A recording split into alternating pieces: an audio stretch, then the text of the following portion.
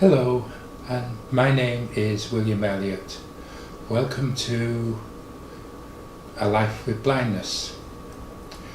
I am often asked questions about being blind, and I have created this series of videos to answer some of those questions for those of you out there who may have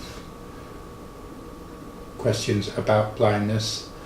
I ask you to remember I am not a health professional. The experience I have had is my own personal experience, and other people may have different answers to these same questions.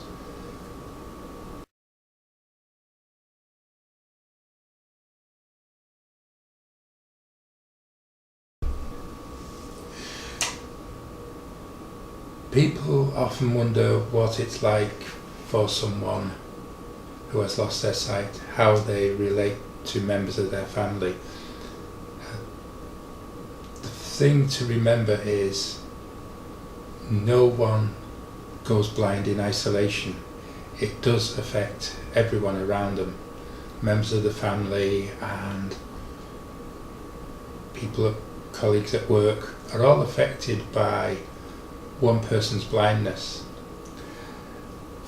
In the first instance, I would say accept that the person will be grieving.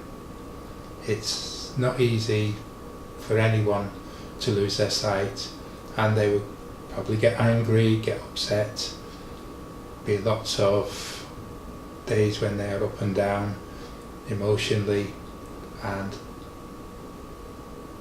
it is not any upset they may have is not directed at the members of their family or their colleagues at work individually.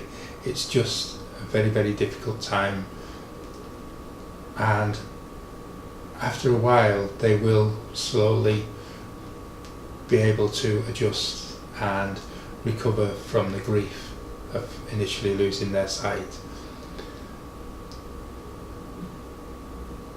If people around the blind person start to treat them as invalids, a blind person does still have the capability to speak for themselves.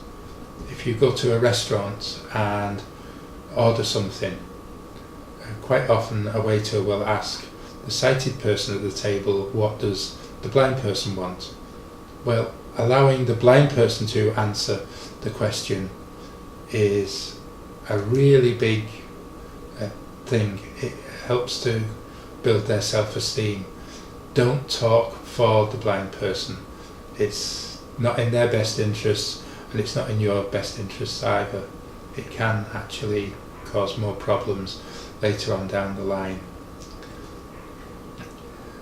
Often, if the blind person needs help filling in forms, then that can be a time when a relative or a friend can step up and help them fill in the forms.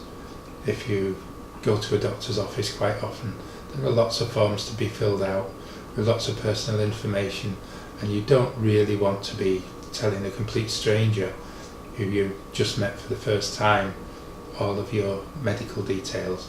So always try to go with the person on a first appointment to a doctor's.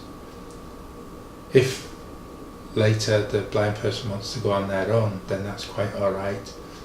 It's not that the person is rejecting you, it's just that they're feeling comfortable doing their own thing.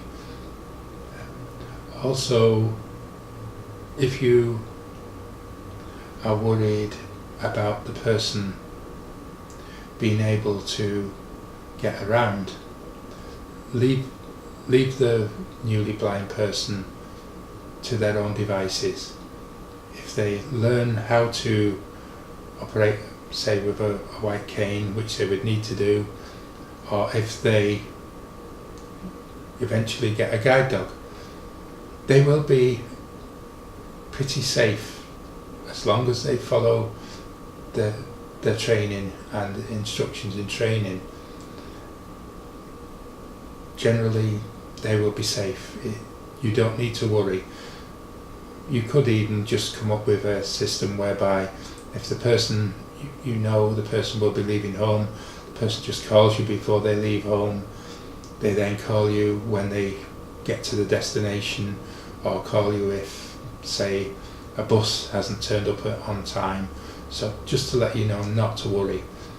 So just keep things as you would do with a sighted person.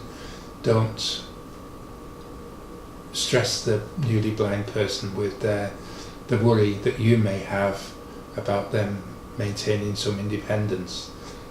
That's very important.